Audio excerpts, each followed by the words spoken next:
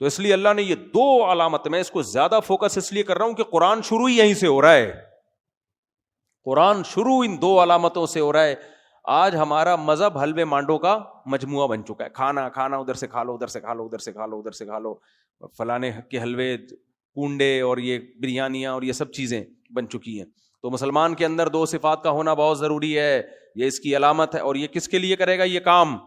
اللہ کے لیے. بے نمازی مسلمان نہیں ہو سکتا اور کنجوس کمبخت مسلمان نہیں ہو سکتا. صحابہ تو ایسے سخی تھے. ابو طلحہ انصاری رضی اللہ تعالی عنہ نبی کے پاس آئے، یا رسول اللہ، اللہ نے قرآن میں فرمایا کہ تم نیکی کی حقیقت کو اس وقت تک نہیں پہنچ سکتے جب تک محبوب چیز اللہ کی راہ میں صدقہ نہیں کرتے. یا رسول اللہ، میری محبوب چیز تو میرا باغ ہے، اللہ کی راہ میں صدقہ. پورا گارڈن، پورا باغ جو سورس آف انکم تھی اٹھا کے صدقہ کر دیا. سمجھتے ہو گے نہیں سمجھتے ہو؟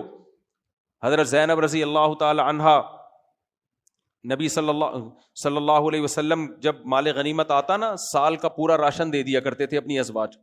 آپ صلی اللہ علیہ وسلم کی ازواج صبح سے صدقہ کرنا شروع کرتی اور رات تک ایک سال کا پورا راشن ختم.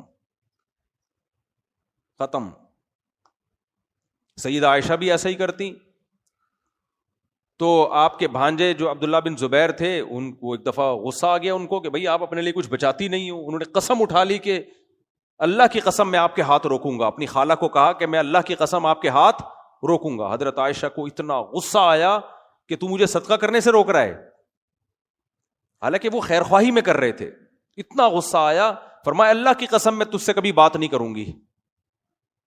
قسم اٹھا لی.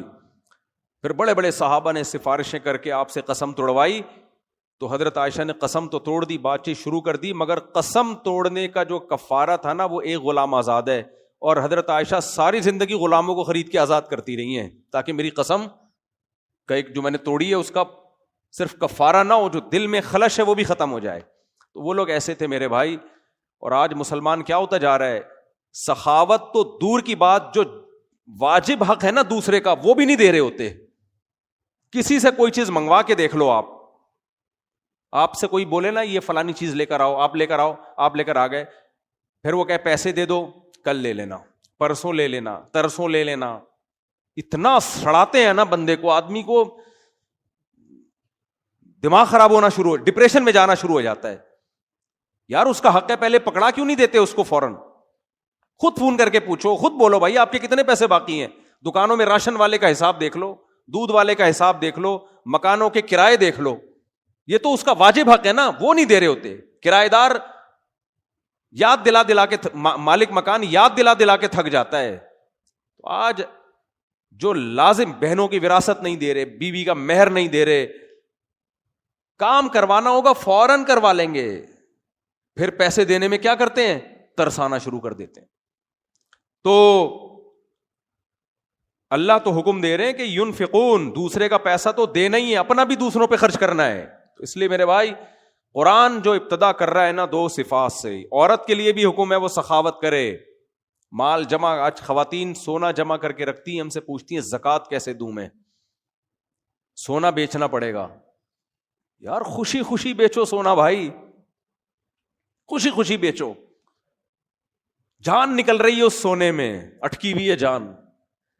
اس لیے دنیا کو جب تک مسافر خانہ نہیں سمجھو گے نا، بات کھوپڑی میں آئے گی نہیں. دنیا الذین یظنون انہم ملاقو ربہم، اللہ کہتے ہیں جن کو یقین ہے نا اللہ سے ملنا ہے، وہ دنیا سے دل نہیں لگاتے، دنیا کو مسافر خانہ سمجھتے ہیں. تو زکوٰۃ دینی پڑے گی بھائی، اپنی جیب خرچی سے نکالو، پورے سال جمع کرتے رہو. خواتین نے نا اپنے شوہروں کے ذمہ لگایا ہوا ہمارے سونے کی زکوٰۃ آپ دیں، وہ بیچارہ دے دیتا ہے، ہو جاتی ہے زکوٰۃ. لیکن آپ بولو نہیں، میری زکوٰۃ کون دے گی؟ میں خود دوں گی. کون دے گا میری زکوٰۃ؟ میں خود دوں گی، میں قربانی دوں گی اللہ کی راہ میں خرچ کرنے کی. تو یہ عورت کو بھی سخی ہونا چاہیے اور مرد کو بھی سخی ہونا چاہیے. تو یہ دو صفات اللہ نے بیان کی ہیں. آگے اللہ فرماتے ہیں اولئک علی ھدی من ربہم، یہ لوگ ہیں جن کے اندر یہ دو بنیادی صفات ہوں گی، اپنے رب کی طرف سے ہدایت پر ہیں. واولئک ھم المفلحون، یہی لوگ کامیاب ہیں. آگے اللہ تعالیٰ نے ان آیات میں نا سورہ بقرہ جو قرآن کی ابتدا ہو رہی ہے، ایک بہت اہم ترین آیت ہے جس میں تمام انسانوں کو خطاب ہے، جس سے آپ کو اسلام سمجھ میں آئے گا. واٹ از اسلام؟ یا ایھا الناس، اے لوگو، اعبدوا ربکم، اپنے رب کی عبادت کرو. یہ بھی دنیا میں جو مذہب بیزار لوگ ہیں ان کے لیے سب سے بورنگ کام رب کی عبادت. کہتے ہیں تعلیم کو فوکس کرو، ٹیکنالوجی کو فوکس کرو، یہ کرو وہ کرو. عبادت نجی مسئلہ ہے. ہر مذہب میں کچھ لوگ عبادت کرتے ہیں، کچھ عبادت نہیں کرتے، تو چلو ٹھیک ہے کر لو، ٹھیک ہے نہیں کرو تمہاری مرضی ہے. اللہ کہتے ہیں نہیں، یا ایھا الناس، اے ساری دنیا کے سارے انسانوں، چاہے ہندو ہو، سکھ ہو، مسیحی ہو، یہودی ہو، ملحد ہو، ساری دنیا کے سارے انسانوں، اعبدوا ربکم، غلامی تم نے کس کی اختیار کرنی ہے؟ اللہ نے اللہ کا لفظ استعمال نہیں کیا کیونکہ اللہ کو اللہ کہنے میں انسانوں کا اختلاف ہے. کیا خیال ہے؟ کوئی کہتے ہیں وہ اللہ ہے، کوئی کہتے ہیں اللہ. کہتے ہیں چھوڑو اس بحث کو، اللہ ہے یا کوئی اور ہے. رب تو ہے نا تمہارا جو تمہیں پالنے والا ہے. یہ کائنات ایسے تھوڑی چل رہی ہے، کوئی ہے جس نے تمہیں پیدا کیا، اور رب کا مطلب تمہیں پال رہا ہے، تمہاری دیکھ بھال کر رہا ہے. دیکھ بھال کرنے کے بغیر یہ سارا نظام عالم چل نہیں سکتا تھا. دیکھ بھال کر رہا ہے. کیسے دیکھ بھال کر رہا ہے؟ اس کی اللہ نے بتایا، الذی خلقکم، سب سے پہلے اس نے تمہیں بنایا. تم خود بخود نہیں بن گئے، خود ایسی چیزیں بن نہیں سکتی. والذین من قبلکم، تم سے پہلے لوگوں کو بھی کس نے بنایا ہے؟ اسی نے بنایا جنس کی تم اولادوں میں ہو. اور وَأَنزَلَ مِنَ السَّمَاءِ مَاءً، یہ جو اس دنیا میں نظام بنا ہوا ہے نا، آسمان سے پانی برس رہا ہے، اس نظام کو بنانے والا کون ہے؟ ہر جگہ ہر خطے پہ تھوڑی دنیا میں چاند پہ بارش ہوتی ہے بھائی، مریخ پہ بارش ہوتی ہے. تو بارش صرف کہاں ہوتی ہے؟ حیات صرف کہاں ہے؟ زمین پر. اور قرآن کہتا ہے وَجَعَلْنَا مِنَ الْمَاءِ كُلَّ شَيْءٍ حَيٍّ، ہر زندہ چیز کو ہم نے کس سے بنایا؟ پانی سے. اس پانی کا انتظام ایسا کیا کہ سمندر بنا دیا کڑوا، لیکن اس سمندر سے بادلوں کو اٹھاتا ہے اور پوری دنیا میں برساتا ہے. اللہ کہتے ہیں یہ رب ہے جس کی عبادت کا میں تمہیں حکم دے رہا ہوں. بہت سے سائنسدان پڑھے لکھے لوگ کہیں گے کیا عبادت، کیا دقیانوسی. اللہ کہتے ہیں یہ صرف یہ ریسرچ کر کے یہ بتا سکتے ہیں بارش کیسے ہوتی ہے، پانی ہائیڈروجن ڈائی آکسائڈ کیسے ہے. یہ سارا نظام چلانے والے یہ نہیں ہے. نظام چلانے والا کون ہے؟ رب ہے جس نے تمہیں پیدا کیا. تو اس کی عبادت کرو، وہ ہم سب کا مشترکہ رب ہے. وَأَنزَلَ مِنَ السَّمَاءِ مَاءً فَأَخْرَجَ بِهِ مِنَ الثَّمَرَاتِ رِزْقًا لَكُمْ، اور اس پانی سے طرح طرح کے پھل پیدا کر دیے اس نے. یہ بھی کتنی عجیب بات ہے یا نہیں؟ پانی برستا ہے، گوبر اور مٹی کے ملاپ سے گندم پیدا ہوتی ہے. اس پانی سے گندم کو دیکھو، گوبر مٹی کو دیکھو، پانی کو دیکھو کوئی مناسبت ہے؟ پانی برستا ہے، گوبر مٹی ملتی ہے، اس سے جو پیدا ہوتی ہے، اس سے گھاس پیدا ہوتی ہے، اسی سے خربوزے پیدا ہوتے ہیں، اسی سے تربوز پیدا ہوتے ہیں، اسی سے کینو پیدا ہوتے ہیں، اسی سے انار، مالٹے، طرح طرح کے ثمرات کا مطلب بے شمار طرح کے پھل اور ثمرات، نتائج پیدا ہوتے ہیں. رزقا لکم، جس کو تم کھاتے ہو. یہ پانی کی بنی ہوئی چیزیں خود بخود نہیں بن رہی. کون بنا رہا ہے؟ اللہ. تو اس کی عبادت نہیں کرنی چاہیے؟ ہر ایک کے لیے ٹائم ہے، اس کے لیے تمہارے پاس ٹائم. یا عبادت کا مطلب صرف نماز روزہ نہیں ہے، مکمل اس کی غلامی میں آ جاؤ، اپنے آپ کو حوالے کر دو اس کے. فرمایا فَلَا تَجْعَلُوا لِلَّهِ أَنْدَادًا، اور اس خدا کے ساتھ کسی کو شریک مت کرو.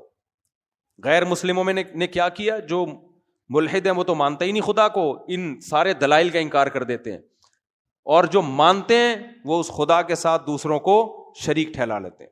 تو جو محبت خدا کو دینی چاہیے، گائے کو دے دی، بتوں کو دے دی، چوہوں کو دے دی، بندروں کو دے دی، سانپ کو دے دی، سورج کو دے دی، چاند کو دے دی. اللہ کہتے ہیں لا تجعلوا للہ اندادا، اللہ کے برابر کسی کو مت ٹھہراؤ.